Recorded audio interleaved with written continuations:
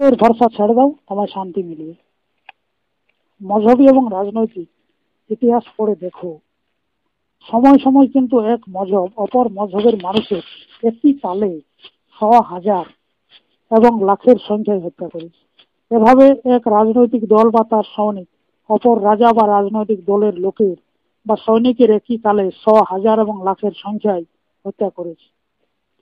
কিন্তু কোনো বড় শক্তি আজ পর্যন্ত এইসব হত্যাকে না রুখতে পারে, না রুখতে পারবে। এ হয়ে আসছে এবং পরেও হয়ে থাকবে। আর কোন মজহবী ঈশ্বর একে রুখে পর্যন্ত না রুখতে পারে না, রুখে পর্যন্ত নয় তা এবং রুখতে পারে না। এইসব হত্যাকারী থেকে কি আজ পর্যন্ত দুর্যোধন, দুঃশাসন এবং গ্রাহ এইরূপ অন্যায় ঈশ্বর দ্বারা বুঝে না যে তাকে এসে ঈশ্বর মারে? আজ কি তার চেয়ে বড় অন্যায় হয়নি যেরূপ যা পুরানো কথায় আছে? এই সময় ওদের লাজ বাঁচানোর কথা কখনো প্রকট হলো না, সব মিথ্যা গল্প। নিজ সাচ্চা সহায়ক যদি কেউ হয় তো নিজ আত্মা।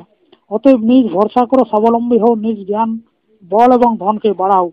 যেদিন থেকে তুমি অপরের ভরসা ছেড়ে দিবে বা ছেড়ে স্বাবলম্বন, স্বধর্ম, আত্মবিশ্বাস এবং আত্মবলকে ধারণ করবে, ওইখানে তুমি আসল শান্তি, আসল মুক্তি পেতে থাকবে। যদি তোমার শান্তি এবং মুক্তি জীবন কালে না মিলে তো মরার পর কি মিলবে? কিছু বিদ্বান বলছে যে ঈশ্বর তার সহায়তা করে যে নিজ সহায়তা নিজে করে নেই। এর অর্থ হলো যে ঈশ্বর তাকে খাওয়ায় যে নিজ ভোজন নিজে ধরে এবং রোজগার করে খায়।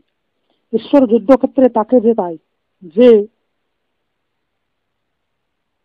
খুদ যেতে যায়। ঈশ্বর তাকে বিজয়ী বানায় যে নিজ যত্নে বিজয়ী হয়ে যায়। ঈশ্বর তাকে সফল করায় যে নিজ যত্নে সফল হয়ে যায়। ঈশ্বর তার উন্নতি করায় যে নিজ কর্মে স্বয়ং উন্নতি করে যায়।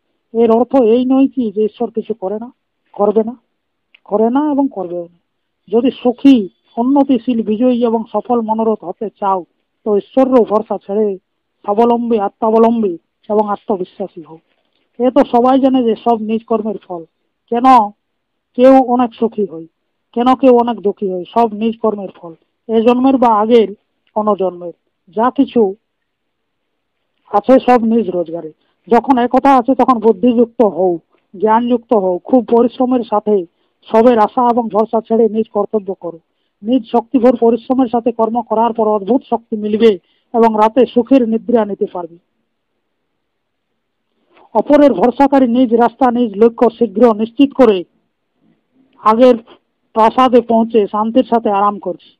যখন যে অপর এ নিশ্চিত করে না যে কোন রাস্তায় চললে তোমার অনেক সহায়তা মিলবে, এত দেরিতে তার সমগ্র ভালো সাথী তাকে পেছনে ছেড়ে চলে যায় এবং সে এ কথার পশ্চাৎতাপ করে এবং তার রাতে শান্তির নিদ্রা আসে না।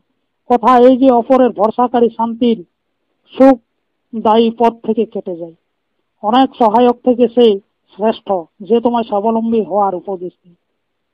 স্বাবলম্বন, আত্মবিশ্বাস বা নিজই আত্মার নাম যদি ঈশ্বর হয় তো এরূপ সর্বশক্তিমান ঈশ্বরের যদি তুমি ভরসা করো তো তুমি সংসারে নিশ্চিত রূপে বিজয়ী হও। দেখো, বিজয় এবং সফলতা তার সাথে শান্তি বিরাজিত এবং পরাজয় তথা অসফলতার সাথে থাকে অশান্তি। ব্যর্থ আবশ্যকতাকে বাড়িও না, ব্যর্থ খরচকে কম করে দাও, ব্যর্থ বেসনের দাস হইও না। আবশ্যক খরচ এবং দান দেওয়ার অবসর এলে নিজ শক্তিভর নিজ হাতে রোখো না। কখনো পশ্চাৎতাপ এবং অশান্তির সম্মুখ করতে হবে না। এটি শুভচিন্তক শিরোমণি।